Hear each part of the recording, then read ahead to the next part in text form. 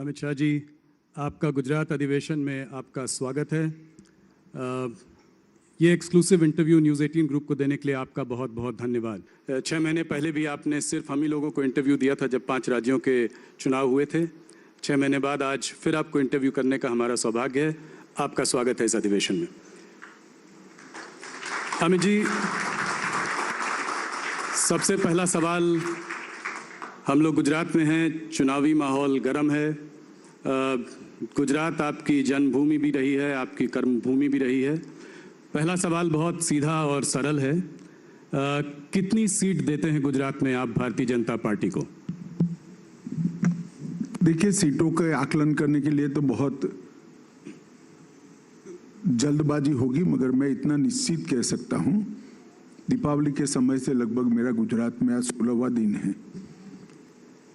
इतना निश्चित कह सकता हूं कि भारतीय जनता पार्टी यहां पर अपने सभी चुनावी रिकॉर्ड तोड़कर सर्वाधिक सीट और सर्वाधिक मत प्राप्त कर विजयी बनेगी और प्रचंड बहुमत के साथ यहां पर हम सरकार बनेंगे। क्या आप माधव सिंह सोलंकी का 1985 का रिकॉर्ड, जो कि 149 सीटों का था, उसको ब्रेक कर पाएंगे? माफ करना आप मुझे, हम रिकॉर्ड तोड़ने की राजनीति नहीं करते हैं, ना हमारी किसी से स्पर्धा है। हमारा चुनाव का लक्ष्य है हर एक मतदाता का संपर्क हो और जो भारतीय जनता पार्टी को वोट देने वाला मतदाता है, वो हमारे कार्यकर्ता की जिम्मेदारी है कि वो हर एक मतदाता का मतदान हो। हम चुनाव के जरिए हमारी पार्टी की आइडियोलॉजी को, हमारे संगठन को एक्सपांड करना चाहते हैं और यहाँ मजबूत सरकार देकर एक सुरक्षित, सुविकसित, संस्कृत और शिक्षित गुजरात बनाना चाहते हैं, जो हम सालों से कर रहे हैं। अमित जी, इस बार इस चुनाव में अहम और मेन मुद्दा क्या है? क्या फिर से एक बार मोदी जी पर भरोसा, मोदी जी के लिए प्यार, या फिर भूपेंद्र जी का प्रदर्शन भी इस बार एक बड़ा मुद्दा रहेगा? आप दोनों को अलग नहीं कर सकते हो। 1990 से लेकर आज तक भारतीय जनता पार्टी गुजरात में एक भी चुनाव नहीं हारी।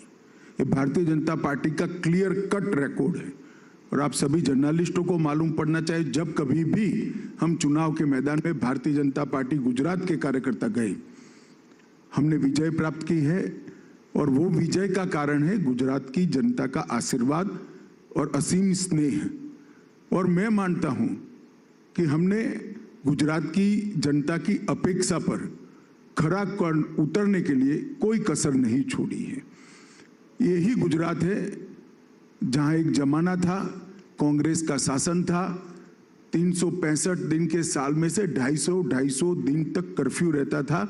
आज गुजरात के 20 साल के लड़के को अगर पूछ ले कि भैया कर्फ्यू क्या होता है, तो जनरल नॉलेज में वो फेल हो जाएगा। जनरल नॉलेज के एग्जाम में उसने कर्फ्यू देखा ही नहीं। मैं खुद विद्यार्थी परिषद के काम के लिए पोरबंदर गया था। एक लैम्ब्रेटा स्कूटर के पीछे बैठकर मैं जा रहा था। पोरबंदर की सीमा शुरू होती थी, वहां पर एक बोर्ड लगाया था दबंगों ने कि यहां से पोरबंदर शुरू होता है, कानून और व्यवस्था की हद यहां पर पूरी होती है।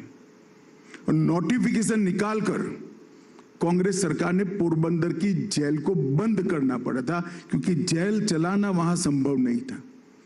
इससे लेकर आज तक जो भारतीय जनता पार्टी का शासन रहा, विशेष कर मोदी जी का जो कालखंड रहा और मोदी जी के बाद का कालखंड, हमने यहां पर कानून और व्यवस्था की मजबूत एक अभेद दीवार सरहदी राज्य के अंदर खड़ा करने के लिए हम सफल हुए हैं और इसके अच्छे नतीजे ये आए हैं, क्योंकि कानून और व्यवस्था की अगर स्थिति ठीक है तो शिक्षा का स्तर भी सुधरता है, ग्रामीण विकास भी होता है, शहरी विकास भी होता है और इन्वेस्टमेंट भी आता है। तो इन टोटो गुजरात के डेवलपमेंट में बहुत अच्छे तरीके से हम परफॉर्म कर पाए। अमित जी, पिछले 27 सालों से गुजरात की जनता भारतीय जनता पार्टी और कांग्रेस के बीच में ही मत डालती आई है। इस बार कह रहे हैं कि एक तीसरी पार्टी भी जो है आम आदमी पार्टी, उसने भी जो है अपनी प्रेजेंस यहाँ पे बनाई है। कैसे देखते हैं आप? क्या इस बार ये लड़ाई त्रिकोणीय है? देखिए, आपने आपके यहाँ पर काम करने वाले जर्नलिस्टों से चर्चा किया होता तो शायद ये सवाल अलग तरीके से पूछते हैं। ऐसा नहीं है कि हर बार कांग्रेस और भाजपा के बीच में ही मुकाबला। बीच में केशुभाई पटेल ने अपनी पार्टी बनाई, इसके बीच में शंकर सिंह वाघेला ने पार्टी बनाई, उसके पहले चले जाए भाजपा जीतने के पहले तो चिमन भाई पटेल जो राजनीति के बहुत बड़े जानकार व्यक्ति माने जाते हैं और जिनकी जनस्वीकृति भी काफी थी एक जमाने में, उन्होंने भी अपनी पार्टी बनाई। गुजरात ने कभी भी तीसरी पार्टी के कंसेप्ट को एक्सेप्ट नहीं किया है। गुजरातियों का स्वभाव है सबकी सुनते हैं। अब सुनने के कारण किसी के मन में भ्रांति हो जाए तो मैं क्या कह सकता हूं, डिब्बे खुलने दीजिए, परिणाम बहुत स्पष्ट आने वाला है। अमित जी, बहुत लोगों का कहना, हमारे यहाँ पत्रकार जो साथी हैं उनका कहना यह है कि भारतीय जनता पार्टी की लड़ाई इस बार भारतीय जनता पार्टी से ही है, क्योंकि काफी बड़े बड़े नेताओं का टिकट। तो अच्छा ही है, जो जीतेगा वो भाजपा का जीतेगा। जी जी जी पर सवाल यह है कि काफी बड़े नेताओं के टिकट कट गए हैं। काफी लोगों को आपने, जो कि बहुत समय से भारतीय जनता पार्टी के संग जुड़े हैं, 5 बार एमएलए रहे हैं, 7 बार एमएलए रहे हैं, मधु श्रीवास्तव हो, योगेश पटेल हो, इस तरह लोगों को इस बार टिकट नहीं मिला। तो क्या इस वजह से, और मैं इसीलिए कह रहा हूं कि ये बीजेपी वर्सेस बीजेपी लड़ाई है, कि कहीं इस वजह से कोई लोगों में थोड़ा सा मन मुटाव तो नहीं है? जरा भी मन मुटाव का सवाल नहीं है। आप जो कह रहे हैं वो पहली बार नहीं हुआ है। मैं 1995 से भारतीय जनता पार्टी की चुनावी प्रक्रिया को बहुत नजदीक से देखने वाला कार्यकर्ता हूं और 2002 से प्रक्रिया के अंदर बैठने वाला कार्यकर्ता हूं। हर बार 30% के आसपास टिकट और चेहरे बदलते हैं। ये हर बार की प्रक्रिया है, मगर एक भी बड़ा चेहरा बागी बनकर नहीं खड़ा है जी। आज सभी लोग पर्चा डलवाने के लिए गए, सभी के भाषण हुए हैं, सभी आप लोगों के इंटरव्यू में भी आ रहे हैं। भारतीय जनता पार्टी का एक कल्चर है कि भारतीय जनता पार्टी में जो फैसला होता है वो स्वाभाविक रूप से, अगर मेरे लिए कोई मुझे पसंद ना आए ऐसा फैसला होगा तो मैं व्यक्ति हूं, अंततोगत्वा दुख तो होगा ही होगा, मगर इसका मतलब ये नहीं कि मैं पार्टी के खिलाफ काम करूंगा। पार्टी की एक डिसिप्लिन होती है, पार्टी की एक संस्कृति है और हमारी पार्टी की एक परंपरा भी है। और हमारे सारे नेता, मेरी सबसे बात हुई है, एक लाइन से भारतीय जनता पार्टी को जिताने के लिए कटिबद्ध है और पूर्ण जोश से लगे हुए हैं। नहीं, हम लोगों ने सुना है कि आप खुद पर्सनली सबसे बात कर रहे हैं और यहाँ पर जमे हुए हैं और भारतीय जनता पार्टी के सीनियर वरिष्ठ नेताओं से। जमे क्या हुए, मैं यहीं का हूँ भाई, कहाँ बाहर बेचते हो? नहीं, मेरा मतलब है आप दिल्ली से, गुजरात से यहाँ जमे हुए हैं पिछले 2 महीनों से। जी अमित जी, पिछले 10 सालों में आप लोगों ने कुछ मुख्यमंत्री बदले प्रदेश में। पिछली बार तो आपने पूरी की पूरी कैबिनेट ही बदल डाली। इस बार भी जो कैबिनेट में कुछ मंत्री हैं उनके भी कुछ के टिकट कटे हैं। तो क्या मोदी जी के यहाँ से जाने के बाद, आपके यहाँ से जाने के बाद गुजरात में एक स्थिरता आ पाई है? गुजरात अपना नेता ढूंढ पाया? देखिए, एनालिसिस ठीक नहीं है। मैं आपको बताता हूँ, मोदी जी के जाने के बाद आनंदीबेन पटेल मुख्यमंत्री बनी। आनंदीबेन का जाने का कोई और कारण न था, हमारी पार्टी का नियम था कि 75 साल तक काम करते हैं। उनके 75 साल समाप्त होने में 2 महीने थे, आनंदीबेन को बदला गया। उसके बाद में विजय भाई आए, विजय भाई पूरे 5 साल अपने पूरे किए और भूपेंद्र भाई कर रहे हैं। भूपेंद्र भाई के नेतृत्व में ही हम चुनाव लड़ रहे हैं। इसके बाद भूपेंद्र भाई को ही मुख्यमंत्री बनना है। अस्थिरता का सवाल कहाँ है? कोई सवाल ही नहीं पैदा होता अस्थिरता। मेरा एक सवाल ये भी आने वाला था कि क्या भूपेंद्र जी ही वापस मुख्यमंत्री बनेंगे? उसका हाँ जी, मैंने कह ही दिया। जी। भारतीय जनता पार्टी का बहुमत आएगा तो श्री भूपेंद्र पटेल ही मुख्यमंत्री बनेंगे, इसमें कोई दो राय नहीं। अमित जी, एक चीज़ देखी गई है पिछले कुछ सालों में कि ये एक फ्रीबीज की राजनीति चालू हुई है। आप लोगों ने उसके अगेंस्ट मतलब बहुत जोरों से बोला भी है, मोदी जी ने भी कहा है, उसको रेवड़ी की राजनीति बताया है। मगर नई पार्टियां आती हैं और जो है ऐलान करना शुरू कर देती हैं, इलेक्ट्रिसिटी मुफ्त, हेल्थ केयर मुफ्त, एजुकेशन मुफ्त, 1000 रुपये यहाँ देंगे, 3000 रुपये वहाँ देंगे। इस तरह की राजनीति के बारे में आप क्या कहना चाहेंगे? देखिए, गुजरात है, यहाँ एनालिसिस करने वाले लोग हैं, पढ़ने वाले लोग हैं, समझने वाले लोग हैं। और सोच समझकर एनालिसिस कर कर गुजरात की जनता फैसला लेती है। अब तक जो वादे किए गए इसका योग बताए तो गुजरात का बजट 2,42,000 करोड़ है और वादे हो गए हैं 3,52,000 करोड़ के। नई इनकम कुछ नहीं करनी है, पुराना बजट एज इट इज और 3,52,000 करोड़ लाना है। कोई बता दे जरा कैसे लाएंगे, इसका तो हिसाब दे। ये गुजरात की जनता समझती है। और कुछ वादे तो इतने हास्यास्पद है, हम प्राथमिक शिक्षा को फ्री करेंगे। हमारे यहाँ 1960 से प्राथमिक शिक्षा फ्री है, अब क्या फ्री करोगे भाई तुम? फ्री ही है।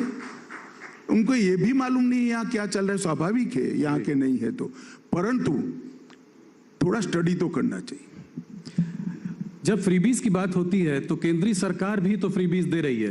कहीं ऐसा जैसे कि फ्री राशन दे रहे हैं आप, उसकी आपकी व्यवस्था बनी हुई है, फ्री सिलेंडर आप भी दे रहे हैं, तो इसको आप कैसे देखते हैं? क्या ये फ्रीबीज नहीं? देखिए, दो चीजों में तत्वतः फर्क है।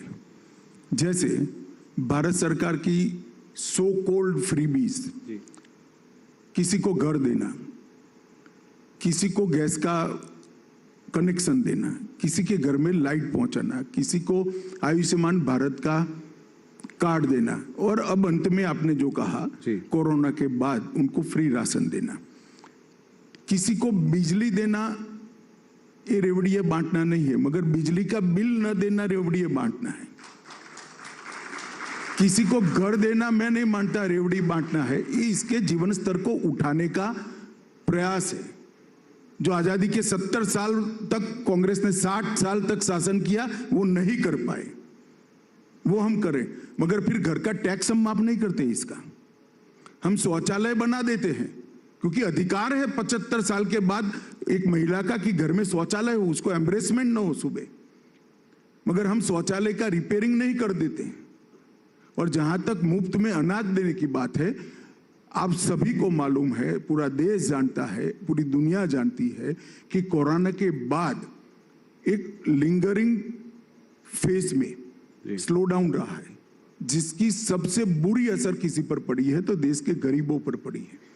सोसाइटी का कोई भी सेगमेंट कुदरती आपत्ति के कारण, महामारी के कारण अगर किसी भी तरह से प्रभावित होता है तो शासन की जिम्मेदारी है, नैतिक जिम्मेदारी है इसको मदद करना। जैसे बाढ़ आती है, सूखा आता है, साइक्लोन आता है, तो हम मदद करते, वो फ्रीबीज नहीं है, उसका सपोर्ट है जी। तो ये दोनों को मिक्सअप नहीं करना चाहिए।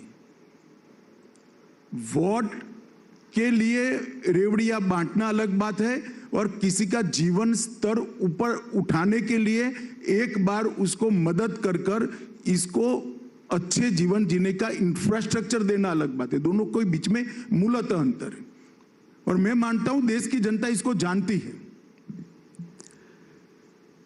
एक दूसरे प्रश्न की ओर बढ़ते हैं।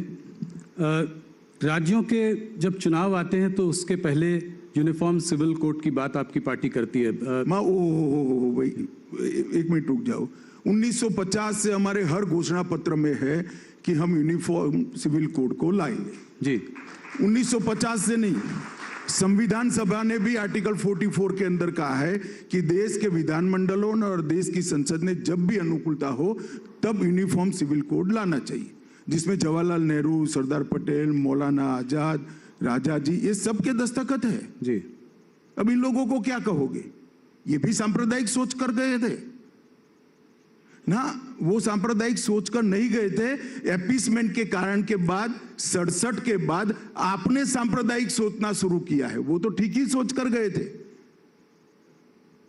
कि किसी भी पंथ निरपेक्ष राष्ट्र के अंदर सभी धर्म के नागरिकों के लिए समान कानून होना चाहिए, कानून धर्म के आधार पर नहीं होना चाहिए। मगर अब इसको भी राजनीतिक कलर देते रहे।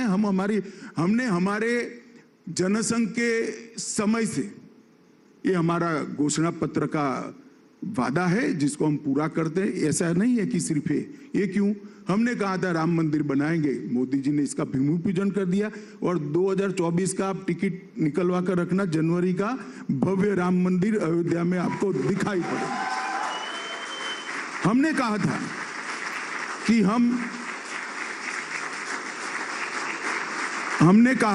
कि हम ट्रिपल तलाक को समाप्त कर देंगे जी। हमने कर दिखाया। हमने कहा था एक देश में 2 विधान 2 निशान 2 प्रधान नहीं चलेंगे, धारा 370 हट कर रहेगी और 5 अगस्त 2019 को मोदी जी ने धारा 370 को हटा दिया। ये सभी हमारे वादे हैं। धारा 370 हटी, कौन सा चुनाव था भाई? राम जन्मभूमि का भूमि पूजन हुआ, कौन सा चुनाव था? ट्रिपल तलाक हटा, कौन सा चुनाव था? और अगर आप नहीं हटाना चाहते हैं, आप कॉमन सिविल पर्सनल लॉज को सेव करना चाहते हैं, तो कांग्रेस पार्टी ने कह देना चाहिए कि इस देश में कॉमन सिविल कोड नहीं होना चाहिए। इतनी नैतिक ताकत तो होनी चाहिए। मैं तो कांग्रेस के सारे नेताओं को कहता हूं कि मीडिया अगर इकट्ठा ना होता तो हम भेज देते हैं, सब लोग एक बार घोषणा कर दो कि देश में कॉमन सिविल कोड नहीं होना चाहिए। कुछ ट्रेंड तो लो जी। मैंने तो ऐसी कंफ्यूज पार्टी ही नहीं देखी। धारा 370 हटाने का बिल लेकर गए तो मैंने बोला भाई, आप मनीष भाई ने भाषण किया था, मैंने बोला आप हाँ बोल रहे हो और ना बोल रहे हो जी? कि कई बार ब्लैक एंड व्हाइट नहीं होता है, कुछ बार बीच का ही होता है, मगर हम बीच के नहीं है। हम बिल्कुल मानते हैं कि जो हमने कहा है वो हमने करना है। तो क्या इसके लिए कोई केंद्रीय कानून लाएंगे? क्या करेंगे इसके लिए? Uniform civil code, uniform civil code के लिए कोई केंद्रीय कानून लाएंगे? कैसे इसको इम्प्लीमेंट करेंगे? नहीं, इम्प्लीमेंट कैसे करेंगे? विधानसभा कानून लेकर आएगी, अपने आप इम्प्लीमेंट हो जाएगा। इस देश में कानून बनाने की प्रक्रिया संविधान ने बनाई हुई है, कानून के इम्प्लीमेंटेशन की एडमिनिस्ट्रेटिव व्यवस्था भी है, इसी हिसाब से होगा जी। अमित जी, इलेक्शंस के पहले देखा है कि एक पोलराइजेशन की एक थीम जो है हर इलेक्शन में आ जाती है। इस बार भी जो है डिमोलिशन ड्राइव को ऑपोजिशन पार्टीज ये कह के इसको पोलराइजेशन का कलर दे रही हैं। क्या कहते हैं आप इसके बारे में? देखिए, कोई ऑपोजिशन पार्टी ने नहीं किया, मैं तो ढूंढ रहा हूं कौन बोलते हैं, आप लोग ही पूछ करते हो। ऑपोजिशन पार्टी को अगर दिक्कत है तो उन्होंने कह देना चाहिए कि द्वारका के अंदर गैर कानूनी धार्मिक जो एंक्रोचमेंट थे वो रहने चाहिए। किसी ने नहीं कहा है, ये रूटीन अफेयर है। मैं मानता हूं बेट द्वारका जैसी जगह पे जो गैर कानूनी कंस्ट्रक्शंस थे वो निकालने चाहिए। और मैं तो भूपेंद्र भाई और हर्ष संघवी की टीम को बहुत बहुत बहुत साधुवाद देना चाहता हूं कि बहुत अच्छे तरीके से उन्होंने ड्राइव चलाया है और नतीजे बहुत अच्छे आए। हर्ष जी हमारे साथ यहाँ पे मौजूद भी हैं। कांग्रेस के प्रदेश अध्यक्ष जगदीश ठाकुर जी ने कहा है कि देश के संसाधनों पर मुसलमानों का पहला अधिकार होना चाहिए। क्या कहेंगे इस पर? नहीं, कोई नई बात नहीं। पहले मनमोहन सिंह जी ने कहा है। हमारा मानना है कि देश के संसाधनों पर देश के गरीब का, दलित का, आदिवासी का सबसे पहला अधिकार होना चाहिए। देश के पिछड़े का अधिकार होना चाहिए। जहां तक संविधान के इंटरप्रिटेशन का सवाल है, संविधान में कहीं पर भी प्रायोरिटी एरिया रिलीजियस आधार पर नहीं तय किया है। संविधान ने प्रायोरिटी एरिया पिछड़ेपन के आधार पर, इकोनॉमिक बैकवर्ड्स के आधार पर और दलित और ट्राइबल के और पिछड़ा वर्ग के लिए किया है। और भारतीय जनता पार्टी मानती भी है, करती भी है। और नरेंद्र भाई ने 8 साल के अंदर, हमारे देश के प्रधानमंत्री जी ने इस देश में हर गरीब के घर में घर पहुंचाने का काम किया है, घर में बिजली पहुंचाने का काम किया है, घर में गैस पहुंचाने का काम किया है, घर में शौचालय पहुंचाने का काम किया है, घर में आरोग्य की सारी सुविधाएं पहुंचाने का काम किया है और हर घर में शुद्ध पीने का पानी, नल से जल आज काफी हद तक आगे बढ़ चुका है। इसके साथ साथ जब कोरोना का संकट आया, 80 करोड़ लोगों के घर के अंदर प्रति माह प्रति व्यक्ति 5 किलो राशन पहुंचाने का भी काम किया है। हम स्पष्ट रूप से मानते हैं कि देश के संसाधनों पर धर्म की मान्यता के आधार पर किसी का अधिकार नहीं होना चाहिए। देश के संसाधनों पर इस देश के दलित, आदिवासी, पिछड़े और गरीब का अधिकार होना चाहिए, चाहे वो किसी भी धर्म के हो, हिंदू हो, मुस्लिम हो, क्रिश्चियन हो, कोई भी हो, इसका अधिकार होना चाहिए, मगर गरीब का अधिकार होना चाहिए। अमित जी, कांग्रेस के मैनिफेस्टो में एक इंटरेस्टिंग बात कही है। उन्होंने ये कहा है कि अगर वो पार्टी पावर में आई तो नरेंद्र मोदी स्टेडियम का नाम बदलकर सरदार पटेल स्टेडियम करेंगे। इसके बारे में आपकी क्या विचार है? मैं तो धन्यवादी हूँ, आपने सवाल पूछ लिया। मैं अखबार में देख रहा था, अब आपने पूछ ही लिया है तो यहीं पर जवाब स्पष्ट कर देता हूं। सबसे पहली बात, कांग्रेस को सरदार पटेल का नाम देने का अधिकार ही नहीं है। पूरा जीवन सरदार को इतिहास में उचित स्थान न मिले, इसके पीछे एक गांधी नेहरू परिवार ने लगा। सरदार पटेल की अंत्येष्टि से लेकर, सरदार पटेल का स्मारक बनने से लेकर, सरदार पटेल को भारत रत्न देने तक कोई भी काम इन्होंने रोड़ा अटकाने के अलावा नहीं किया। नरेंद्र भाई ने विश्व की सबसे बड़ी ऊंची प्रतिमा यहां पर सरदार साहब के स्मारक में बनाई। क्या बात कर रहे हो, सरदार किया। नरेंद्र भाई ने देश भर के 8.5 करोड़ किसानों के औजारों का लोहा पिघलाकर किसान नेता सरदार पटेल का, लौह पुरुष सरदार पटेल का विश्व का सबसे बड़ा पुतला बनाने का बात। एक भी कांग्रेसी नेता आज तक वहां पर पुष्पांजलि करने नहीं गया। प्रतिमा किसने भी बनाई हो, आपके शासन में बहुत सारी प्रतिमा बनी है महापुरुषों की, हम जाते हैं, आदर भाव व्यक्त करते हैं। क्योंकि ये प्रतिमा सरदार पटेल की नरेंद्र भाई ने बनाई इसलिए आप नहीं जाते, ऐसा नहीं है। क्योंकि ये सरदार पटेल की प्रतिमा है इसलिए कांग्रेसी नहीं जाते। और सरदार पटेल को हमेशा अन्याय करने का काम ये कांग्रेस पार्टी ने।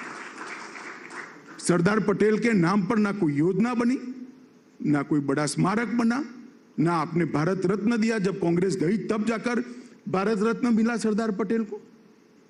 और आज आप सरदार पटेल की एडवोकेसी कर दो। और जहां तक स्टेडियम का सवाल है, मैं स्पष्ट कर दूं, वहां पर एक स्टेडियम था और आज वहां पर एक स्टेडियम बना है जिसका नाम नरेंद्र मोदी स्टेडियम है। परंतु कांग्रेस झूठ प्रचार कर रही है। वहां पर एक कॉम्प्लेक्स बना है, स्पोर्ट्स कॉम्प्लेक्स बना है, जिसमें टोटल 18 स्टेडियम बनने वाले हैं। उसमें से एक नरेंद्र मोदी स्टेडियम है और वो पूरे स्पोर्ट्स कॉम्प्लेक्स का नाम सरदार पटेल स्पोर्ट्स कॉम्प्लेक्स रखा गया है। सरदार पटेल के नाम को, उनकी स्मृति को हमने एक्सपांड कर एक की जगह 18 स्टेडियम में लगाने का काम ये भारतीय जनता पार्टी की सरकार है। जिनके पास कोई मुद्दे नहीं होते हैं वो इस प्रकार के मुद्दे। और क्या समझते हो आप गुजरात की जनता? गुजरात की जनता आपके झूठी बातों में आ जाएगी। नरेंद्र भाई मोदी के प्रधानमंत्री बनने के बाद, भारतीय जनता पार्टी की सरकार बनने के बाद सरदार पटेल की फोटो लगाना शुरू किया है। 50 साल तक कांग्रेस के स्टेज के पीछे कभी सरदार पटेल की फोटो हमने नहीं देखी। 50 साल तक कांग्रेसियों के मुंह से सरदार पटेल का नाम हमने नहीं सुना। इतना बड़ा स्मारक बना, एक भी कांग्रेसी नेता वहां पुष्पांजलि करने नहीं गया और आप सरदार पटेल की बात करते हो। भाई, भारतीय जनता पार्टी का हर कार्यकर्ता मानता है कि सरदार पटेल न होते तो आज ये देश का स्वरूप न होता, देश अखंड न होता, देश का आज का संविधान भी न होता। सरदार पटेल के योगदान के लिए हमें कांग्रेस से सीखने की जरूरत नहीं है, न इनकी स्मृति के लिए कुछ करने की जरूरत है। वही स्टेडियम पर एक बहुत बड़ा स्पोर्ट्स कॉम्प्लेक्स बनाकर सरदार पटेल स्पोर्ट्स कॉम्प्लेक्स उसका नाम रखा गया है और वहां आने वाले दिनों में चुनाव के बाद द्रुत गति से शुरू हो जाएगा। 18 अलग अलग खेलों के स्टेडियम बनेंगे और अगर हम ढंग से परफॉर्म कर पाए तो वहां पर ओलंपिक भी होगा। विश्व का Olympic Sardar Patel sports complex के अंदर होगा।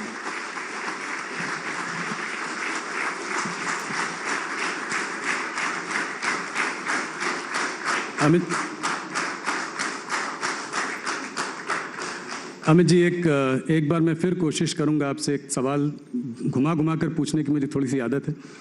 अगर वोट शेयर एनालिसिस करा जाए गुजरात में तो पिछली बार आप लोगों का करीब 47% से ऊपर था और कांग्रेस का 41.4 के आसपास था। आपका ये वोट शेयर जो है 47 से 50 के बीच में बना रहा है। इस बार अगर मुकाबला त्रिकोणी है तो क्या ये वोट शेयर, आप अपने वोट शेयर को कैसे देखते हैं? और क्योंकि ये त्रिकोणी मामला है, क्या आपकी सीट बढ़ सकती है, घट सकती है? कितनी सीटें आएंगी? आप हर बार एक आंकड़ा देते हैं, इस बार नहीं दे रहे हैं। राहुल जी, मैं जरूर दूंगा आंकड़ा, परंतु मैं इतना कह सकता हूं वोट शेयर हमारी जरूर बढ़ेगी, अच्छी खासी वोट शेयर बढ़ेगी। और दूसरा, सीटें भी हमारी अप्रत्याशित रूप से बढ़ेगी। आपने कहा जैसे बिखराव है, ये बिखराव दिख रहा है, बहुत अप्रत्याशित तरीके से हमारी सीटें बढ़ेगी। और Bharatiya Janata party vote share और नंबर ऑफ सीट दोनों दृष्टि से अपने सारे रिकॉर्ड तोड़कर प्रचंड बहुमत के साथ भूपेंद्र भाई के नेतृत्व में हम यहाँ पर सरकार बनाएंगे, ये सुनिश्चित है। आंकड़ा अभी बताने का समय नहीं है, अभी तो सारी पार्टियों का सूची, मेरी पार्टी की सूची भी अभी 20 मिनट पहले अंतिम घोषित हुई है, तो सभी पार्टियों का सूची घोषित नहीं हुआ है, तो अभी आंकड़ा नहीं बता सकते। पर बेस्ट परफॉर्मेंस बीजेपी की इस बार? बिल्कुल बेस्ट परफॉर्मेंस होगा बीजेपी का। ऑपोजिशन का अटैक जो है आपके ऊपर 2-3 मुद्दों पर है। मैं उन सबको साथ में मिलाकर एक प्रश्न पूछ लेता हूं ताकि आप उसका जवाब दे सकें। एक तो महंगाई, जो कि वैसे भी थोड़ी प्रबल रही है, पिछले इन्फ्लेशन थोड़ा सा ज़्यादा रहा है, पूरे देश में भी रहा है और यहाँ पे भी। दूसरा बेरोजगारी और तीसरा करप्शन, ये 3 मुद्दे उठाते रहते हैं। तो मैंने सोचा कि इसको मिला जुला कर आपसे एक सवाल पूछूं। देखिए, जहाँ तक करप्शन का सवाल है, कांग्रेस की 10 साल की सरकार, सोनिया मनमोहन की सरकार देश ने देखी है। 10 साल में 12 लाख करोड़ के घपले, घोटाले, भ्रष्टाचार और इसकी एक अनंत लंबी सूची इस देश की जनता ने महसूस की है। कांग्रेस में घोटाले गिनना मुश्किल था, हमारे शासन में घोटाले ढूंढना मुश्किल है। कांग्रेस भ्रष्टाचार बोलती, यहां भ्रष्टाचार हुआ है स्पेसिफिक कोई आरोप नहीं लगा सकता। जहां तक महंगाई का सवाल है, पहले कोरोना के कारण और बाद में रशिया और यूक्रेन के युद्ध के कारण पूरे विश्व की सप्लाई चेन में बिखराव है और एक वैश्विक समस्या है जिसका असर कम मात्रा में भारत पर भी पड़ा है। मगर मैं देश की जनता को, गुजरात की जनता को सुनिश्चित करना चाहता हूं कि टेम्पररी फेज है। नरेंद्र मोदी सरकार ने बहुत अच्छे तरीके से इसकी रणनीति भी बनाई है और दुनिया में कोरोना के बाद मंदी से सबसे तेजी से उभरने वाले देशों में से एक देश भारत है। हमारी अर्थव्यवस्था वी शेप में रिकवर करी है और अब इस पर भी काफी अच्छा असर पड़ेगा। शायद रशिया यूक्रेन युद्ध न होता तो अब तक तो हम बाहर भी आ गए होंगे। बेरोजगारी के लिए भी नरेंद्र भाई ने ढेर सारे कदम उठाए हैं और गुजरात में तो विशेषकर उठाए, हमारी डबल इंजन की सरकार ने उठाए हैं। और अभी मोदी जी हर महीने 75,000 से 1.25 लाख तक युवाओं को केंद्र सरकार की रोजगारी 10 माह तक कंटिन्यूस दे रहे हैं। तो ये बहुत बड़ा एक ड्राइव है जी। और गुजरात में जिस तरह का इन्वेस्टमेंट आया है, देखिए, नरेंद्र मोदी शासन की खूबी ये नहीं थी कि नरेंद्र मोदी जी ने यहाँ पर अच्छा शासन किया, वो तो किया ही। चाहे शिक्षा के क्षेत्र में ड्रॉप आउट रेशियो को कम करना हो, एनरोलमेंट को बढ़ाना हो, स्वास्थ्य के क्षेत्र के अंदर माता मृत्यु दर और बाल मृत्यु दर में सुधार करना हो, जहाँ तक ड्रिंकिंग वाटर और इरिगेशन का सवाल है, भूगर्भ जल स्तर को ऊपर लाना हो, ये सारे ऐसे पैरामीटर्स है जो रेयरली इंप्रूव करते हैं जी। माता मृत्यु दर, बाल मृत्यु दर इंप्रूव नहीं करता है, ड्रॉप आउट रेशियो और एनरोलमेंट इंप्रूव नहीं करता, इसके लिए कड़ी मेहनत करनी पड़ती है। भूगर्भ जल स्तर ऊपर नहीं आता है, कृषि का विकास दर 10 साल तक 10% से ज्यादा रखना, ये बहुत एफर्ट्स मांगने वाली, ये सब नरेंद्र मोदी जी के कार्यकाल में हुआ है। परंतु मैं इसको विशिष्ट बात नहीं मानता, वो मोदी जी करते ही जहां रहते, अभी देश में है तो देश में भी करते। परंतु मोदी जी ने कैसी व्यवस्था बनाई, उनके न रहते हुए भी ये सारी चीजें चालू रही है और उनके यहाँ से जाने के बाद भी गुजरात के अंदर सुशासन की वो प्रणाली आज भी चालू रही। अच्छा सुशासन देना अच्छा ही है, मगर उससे अच्छा है इस प्रकार की व्यवस्था करो कि आपके बाद भी सुशासन चलता रहे। मोदी जी ये करने में बहुत सफल हुए हैं और शायद देश में बहुत कम नेता है जिन्होंने इस तरह से स्थायी स्वरूप सुशासन को देने का प्रयास किया है। गुजरात से हटकर थोड़ा हिमाचल की ओर चलते हैं। वहाँ तो यहाँ तो आपने आंकड़ा नहीं दिया, कम से कम यहाँ तो आंकड़ा दे दीजिए, यहाँ तो चुनाव हो चुका है। मुझे लगता है कि लास्ट टाइम हमारा जो बहुमत था बाय एंड लार्ज +-2 कर मेंटेन करेंगे, वापस दोबारा सरकार बनेगी। निश्चित रूप से भारतीय जनता पार्टी की सरकार बनेगी। वहां मुख्यमंत्री कौन होगा? क्या जयराम? हमने घोषित किया है, इनके नेतृत्व में हम चुनाव लड़ रहे, हमारे मुख्यमंत्री जी के नेतृत्व में लड़ रहे, वही बनेंगे दोबारा।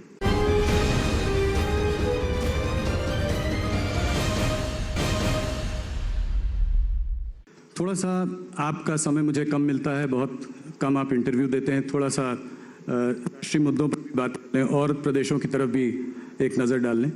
भारत जोड़ो यात्रा, राहुल गांधी जी ने ये भारत जोड़ो यात्रा शुरू की। क्या आपको लगता है कि इस यात्रा की वजह से राहुल जी का कोई एक ज़्यादा गंभीर चेहरा लोगों के सामने आया है? इस यात्रा को आप कैसे देखते हैं? देखिए, इसका पॉलिटिकल एनालिसिस तो कुछ समय के बाद सातत्यपूर्ण तरीके से कितनी गंभीरता रहती है इसके आधार पर ही होगा। परंतु मैं तो पुरुषार्थ का समर्थक व्यक्ति हूं। कोई भी व्यक्ति पुरुषार्थ करता है, अच्छा ही है। आप अगला चुनाव जो है, जो कि बहुत महत्वपूर्ण चुनाव आपके लिए होगा, वो होगा कर्नाटका का चुनाव। तो कर्नाटक में आप अपनी स्थिति को कैसे देखते हैं? क्या वहां पर भी थोड़ा एंटी इनकम्बेंसी फैक्टर ज़्यादा है इस वक्त? देखिए, कर्नाटक में गत चुनाव में हमें 8 सीटें कम पड़ी थी जी। क्लियर कट मैंडेट हमें नहीं मिला था। तो अब वहाँ पर ऑपोजिशन में बिखराव तो वहाँ पर भी है और हमारी सरकार भी प्रयास कर रही है। मुझे लगता है कि गुजरात और हिमाचल के परिणामों का बहुत अच्छा असर कर्नाटक पर भी होगा और हमारी पार्टी ने, वहाँ के संगठन ने एक कार्य योजना भी बनाई है चुनाव तक किस तरह से पार्टी को नीचे के स्तर पर मजबूत करना और पार्टी के चुनावी तंत्र को कैसे ठीक ठाक कर ऑफेंसिव तरीके से चुनाव में जाने के लिए। वहाँ पे भी कुछ बदलाव करेंगे जैसे और जगहों पे आपने किए हैं एंटी इनकम्बेंसी को टैकल करने के लिए? नहीं, अभी इस प्रकार का कोई निर्णय नहीं हुआ, कोई चर्चा भी नहीं। मैं एक सवाल आपसे कश्मीर पे पूछना चाह रहा हूँ।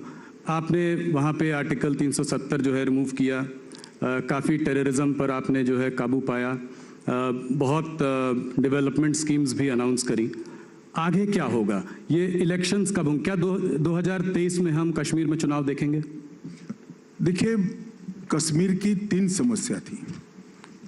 एक तो लोकतंत्र वहाँ पर बिल्कुल एक प्रकार से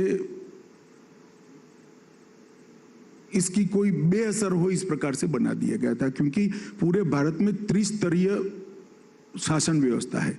एक पंचायत व्यवस्था है, एक असेंबली है और एक पार्लियामेंट के चुनाव होते हैं। वहाँ पर पंचायत के भी 3 स्तरों को शुरू ही नहीं किया गया था। ना पंच सरपंच चुने जाते थे, ना ब्लॉक लेवल के चुनाव होते थे, ना डिस्ट्रिक्ट लेवल के चुनाव होते थे। तो डेमोक्रेसी एक प्रकार से 3 परिवारों में सिमट कर रह गई थी।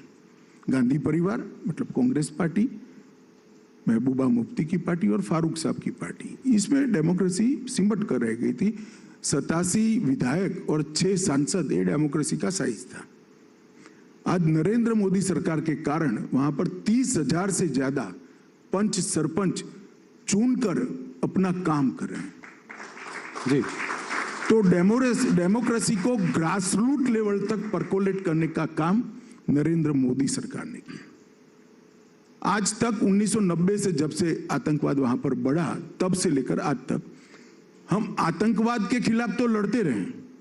जिसने भी लड़ाई लड़ी है बहुत अच्छी लड़ी, सभी एजेंसियों ने, सभी सरकारों ने। मैं इसकी कोई टिक्का टिप्पणी करना नहीं चाहता, इसके आंकड़े तो बढ़ते घटते रहते हैं। मगर आतंकवाद के खिलाफ लड़ाई लड़ी, मगर आतंकवाद के पोषण करने वालों के खिलाफ कभी लड़ाई नहीं लड़ी गई।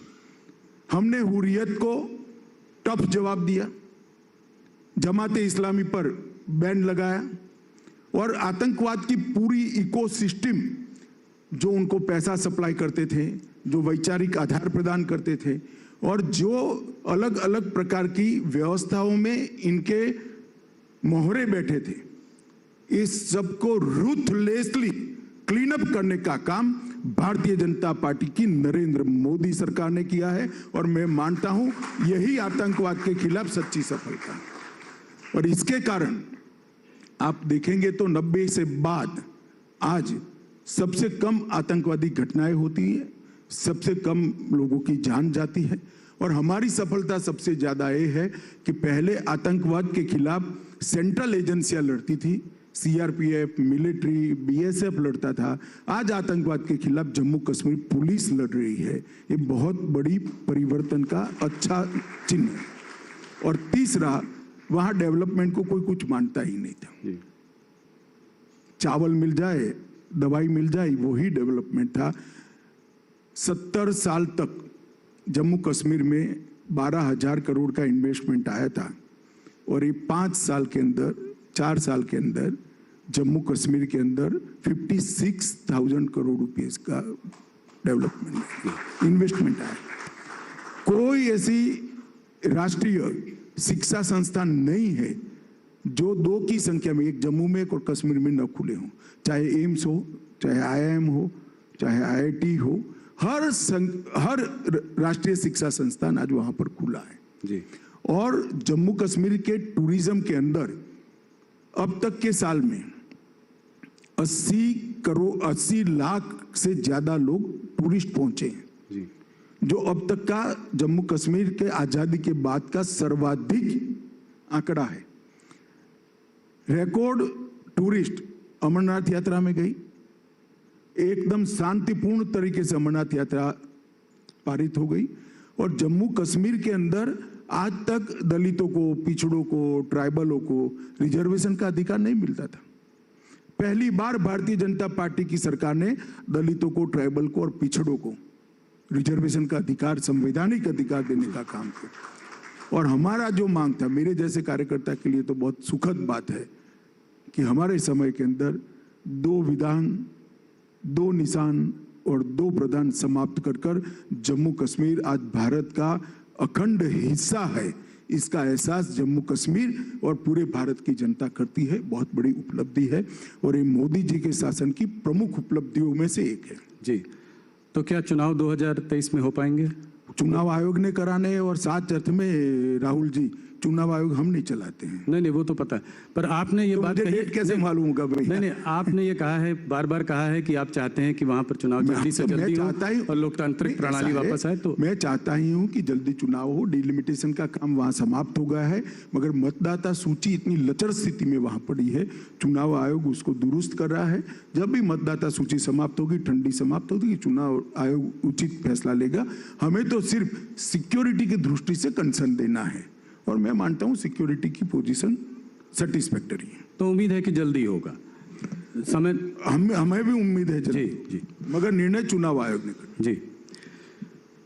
अमित जी, पंजाब में सनसनीखेज हत्याओं की खबरें जो है पिछले कुछ महीनों से चल रही हैं। मूसेवाला मर्डर के बाद इधर जो 2 मर्डर हुए हैं, डेरा सच्चा में प्रदीप सिंह और शिवसेना के सुधीर सूरी, पंजाब की हालात को आप कैसे देखते हैं? क्या वहां पे हालत गंभीर होती दिखाई दे रही है आपको? देखिए, आप पार्टी की सरकार बनने के बाद कानून और व्यवस्था की परिस्थिति लचर हुई, इसमें कोई दो राय नहीं है। परंतु हम मुस्तैदी से नजर बनाए हुए हैं और हम स्थिति को आउट ऑफ कंट्रोल नहीं जाने देंगे। क्या कदम उठाएंगे आप? काफी कदम उठाएंगे। मैं ऐसा गृह मंत्री नहीं हूं कि आपको इंटरव्यू में अलगाववाद के खिलाफ लड़ाई की सूचना दे दूं। मगर पंजाब में कड़े कदम केंद्र उठाएगी अगर ये सिचुएशन केंद्र राज्य दोनों मिलकर उठाएंगे। जी, ऐसा नहीं, ये लड़ाई सबने लड़नी है, सबको साथ में लेकर लड़नी है और विजयी भी होना है। एक और बड़ा मुद्दा जो कि पंजाब में ही शुरू होता है, जो है ड्रग्स ट्रैफिकिंग का मुद्दा। इसको कैसे काबू पाएंगे? इस पर कैसे काबू पाएंगे? इसको ड्रग जिहाद का नाम भी दिया जा रहा है। पीढ़ी की पीढ़ी जो है बर्बाद, देखिए, नशे में बर्बाद। मैं आपको बताता हूं कि ये 3 साल के अंदर नरेंद्र मोदी के नेतृत्व में भारत सरकार ने ड्रग के उपयोग, ड्रग की बिक्री और ड्रग का भारत के समुद्र के रास्ते से दुनिया के अलग अलग जगह पे जाने के रास्ते या जमीनी रास्ते से सब पर कठोर कार्यवाही की। सारे आंकड़े उपलब्ध हैं और मैं एक ही आंकड़ा कहना चाहता हूं कि 3 साल के अंदर हमने लगभग 20,000 करोड़ रुपए का ड्रग पकड़ा है। पहले कांग्रेस के 3 साल की तुलना में 700 करोड़ का था। तो इससे आपको साइज और स्केल मालूम पड़ेगा। इसके लिए एनकोड कर एक 4 स्तरीय व्यवस्था बनाई है। एक एकदम ऊपर की टीम है, फिर इस पर अफसरों की टीम है, फिर राज्य स्तर की टीम है और फिर डिस्ट्रिक्ट स्तर की टीम है। और हमने top to bottom and bottom to top investigation को कंसेप्ट डेवलप किया है। जैसे कोई छोटी सी ड्रग की पुड़िया पकड़ी जाती है तो वो कहां से आई से लेकर देश में कहां तक से एंटर हुई, पूरा नेटवर्क की जांच होती। और देश की सीमा पर ड्रग पकड़ा जाता है तो वो आकर कैसे छोटी पुड़िया बनने वाला था, उसका भी पूरा इन्वेस्टिगेशन होता है। तो top to bottom, bottom to top investigation concept के साथ हम ड्रग के तंत्र को उखाड़ने के लिए पहली बार प्रयास कर रहे हैं। काफी सफलताएं मिली है। इसमें भी मैं गुजरात सरकार को बहुत बहुत साधुवाद देना चाहता हूं, भूपेंद्र जी और हर्ष यहाँ बैठा है, हर्ष को, क्योंकि गुजरात सरकार ने न केवल गुजरात के अंदर एंटर हुए ड्रग को पकड़ा है, गुजरात के दरिया से लंका जाते हुए ड्रग को भी पकड़कर बहुत बड़ा काम किया और बड़ी मात्रा में सीजर हुआ है और अच्छा इन्वेस्टिगेशन किया है, जिसके कारण दिल्ली, पंजाब और हिमाचल, ये तीनों राज्यों में बड़े नेटवर्क का भांडाफोड़ हुआ है। ड्रग के खिलाफ जीरो टॉलरेंस की हमारी नीति है और मोदी जी ने संकल्प लिया है कि 2047 के पहले हम भारत को ड्रग फ्री बनाएंगे। नशा मुक्त भारत का हमारा संकल्प सुनिश्चित है। ड्रग ट्रैफिकिंग को देखकर ये बात तो करीब करीब साफ है कि इसके पीछे पाकिस्तान का हाथ है। एक अनस्टेबल पाकिस्तान न्यूक्लियर, ऐसा कहना ठीक नहीं होगा। अफगानिस्तान से, पाकिस्तान से रास्ते भी आता है, बर्मा के रास्ते भी ड्रग आता है। तो रास्ते अनेक है, मगर कोई भी राज्य हो, अस्थिरता होती है तो इस प्रकार के कामकाज को बढ़ावा मिलता ही है। जी, पाकिस्तान एक अनस्टेबल देश भी है, इससे हमारे देश को आप क्या खतरा देखते हैं? देखिए, मेरे लिए आपकी तरह बोलना सरल नहीं है जी कि अनस्टेबल देश है, परंतु पाकिस्तान से जो खतरे हैं पूरा देश जानता है, आप भी जानते हो। मगर मैं तो इतना कह सकता हूं, खतरा जो भी है सीमा की उस पार रहेगा, हम अंदर नहीं आने देंगे, इतना मैं सबको सुनिश्चित करना।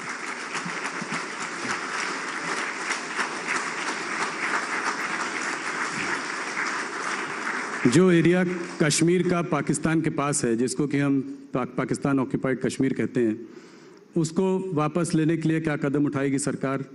क्या आशा कर सकते हैं हम? देखिए, ऐसे कदमों की सार्वजनिक चर्चा नहीं होती है, मगर भारत का संपूर्ण रूप से मानना है, हमेशा से मानना रहा है, आज का नहीं है, हमेशा से मानना रहा है। हमारी पार्लियामेंट का संकल्प है कि हमारा हिस्सा है।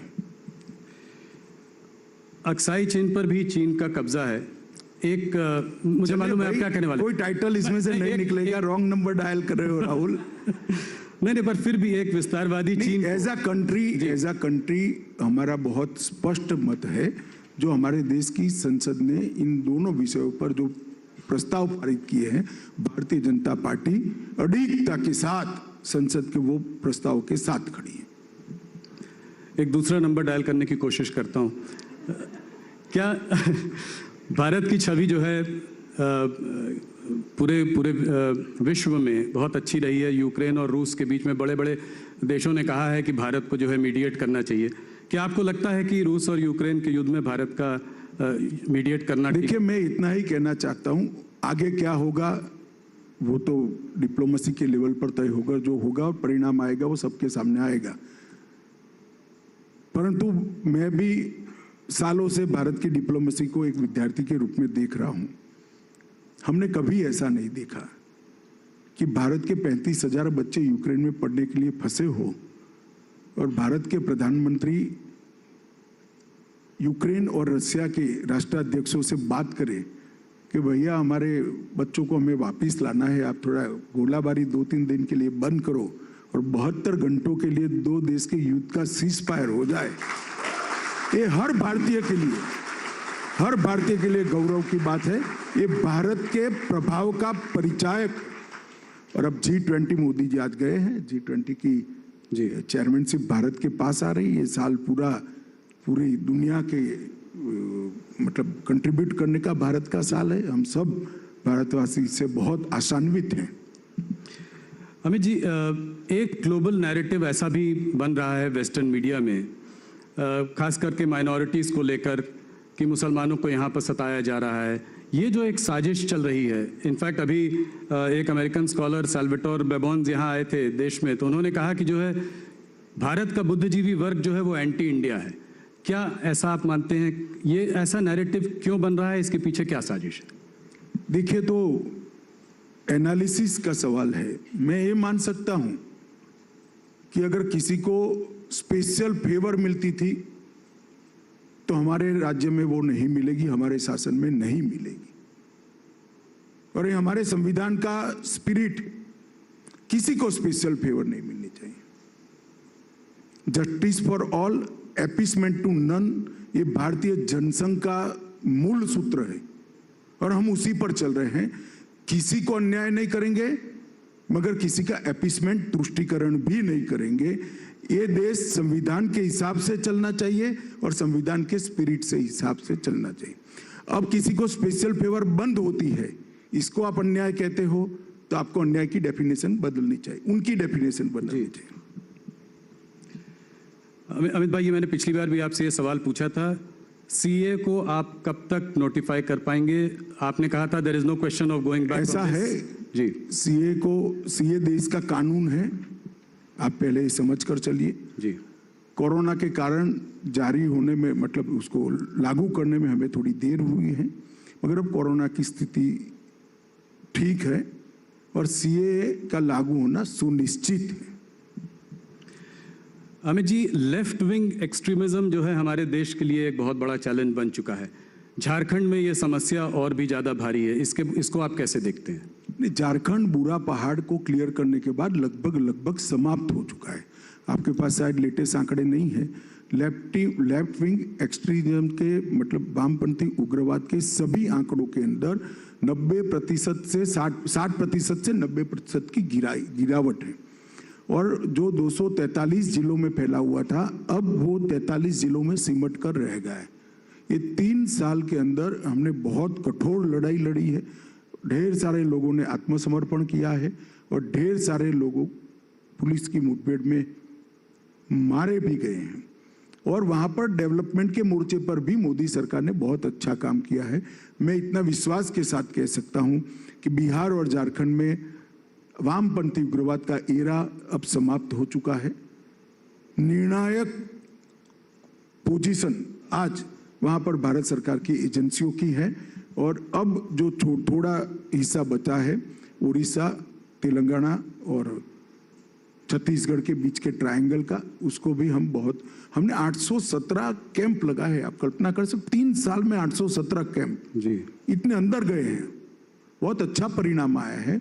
आप होम डिपार्टमेंट की साइट को खंगाल लीजिएगा तो शायद आपको 45 मिनट का कार्यक्रम करने का एक मटेरियल मिल जाएगा। अमित जी, 2-3 सवाल और। मुझे पता है कि समय आपके पास कम है, पर आपको पकड़ना आसान भी नहीं है, इसलिए मैंने कहा कि 2-3 सवाल और पूछ लेता हूँ। इंटेलिजेंस एजेंसीज, ऑपोजिशन का कहना है कि ये सरकार जिस तरीके से यूज़ कर रही है, एक डर बनाने का माहौल, नेताओं के पीछे जो है ईडी को लगा देना। इधर बीच एक स्पेशल कोर्ट ने ये तक कहा कि जो है संजय राउत जी के पीछे जो ईडी का इन्वेस्टिगेशन रहा वो एक विच हंट है। इसको आप कैसे देखते हैं? देखिए, हमारे देश में न्यायिक व्यवस्था बनी है और 3 स्तरीय न्यायिक व्यवस्था है। सेशंस कोर्ट होते हैं, हाई कोर्ट होते हैं, सुप्रीम कोर्ट होती है, जो देश की सर्वोच्च अदालत है। किसी को भी कोई भी ग्रीवेंस है तो प्रेस में जाने की जगह कोर्ट में जाना चाहिए। और संजय राउत जी के खिलाफ जो जजमेंट आया है, मतलब उनके पक्ष में जो, उसमें भी हाई कोर्ट में अपील हुई, उसकी राह देखनी चाहिए। मुझे मालूम नहीं है लीगल पोजीशन क्या है, मगर हमारी सरकार की समय में एजेंसियों का रिकॉर्ड है, जो भी केस बनाए वो कोर्ट में टिकते हैं और मेरिट्स के आधार पर केस बने हैं। अब जी, 2024 के चुनाव को आप कैसे देखते हैं? जो सीट आपके पास प्रचंड बहुमत आई थी, उससे आप उससे अच्छा कैसे कर सकते हैं? उसको वहां पर होल्ड करके कैसे रख सकते हैं? कहां से आपको ज्यादा? मैं एरिया बता ही देता हूं आपको। हम दक्षिण में हमें अपने आप को इम्प्रूव करेंगे। तेलंगाना, तमिलनाडु और आंध्र के कुछ डिस्ट्रिक्ट में हम अच्छा परफॉर्म करेंगे, परिणाम लाएंगे। इसके साथ साथ उड़ीसा में हम बहुत अच्छा इंप्रूव करेंगे, बंगाल में हम बहुत अच्छा इंप्रूव करेंगे। 18 सीट से ज्यादा है बंगाल में, और ज्यादा। हाँ, बहुत अच्छा इंप्रूव करेंगे। और बिहार में अब जगह हमारी बढ़ गई है तो स्वाभाविक रूप से इंप्रूवमेंट होगा। दोनों हमारा रिकॉर्ड रहा है कि हमने 2019 में एनडीए के साथ 2/3 बहुमत प्राप्त किया। 2014 में, 2019 में भाजपा ने 2/3 बहुमत प्राप्त किया और 2024 में इससे भी बड़े बहुमत के साथ फिर से मोदी जी का प्रधानमंत्री बनना सुनिश्चित है। मैं देश की जनता के आशीर्वाद हमारे साथ है, मोदी जी के साथ है, और मोदी जी के प्रयास को देश के अर्थतंत्र को मजबूत बनाने का प्रयास, देश के अर्थतंत्र को 11वें पायदान से 5वें पायदान पर लाने का रिजल्ट, और देश को मैन्युफैक्चरिंग हब बनाने का रिजल्ट देश की पूरी जनता जानती है।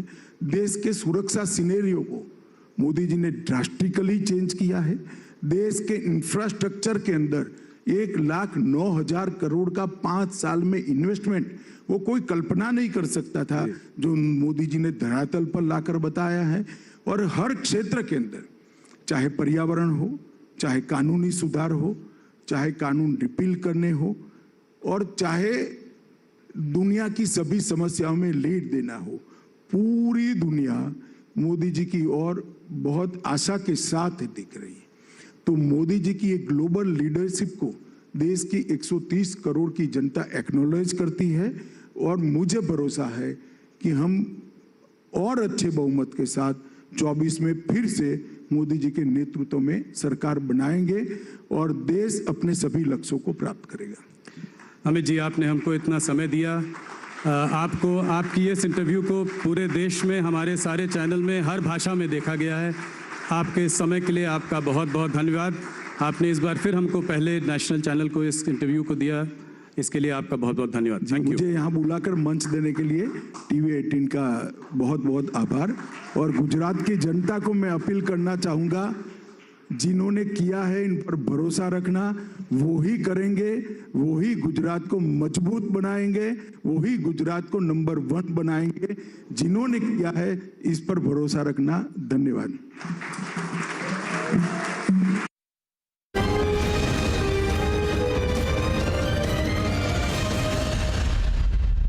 फ्यूचर एक्सप्रेस में आप सभी का स्वागत है।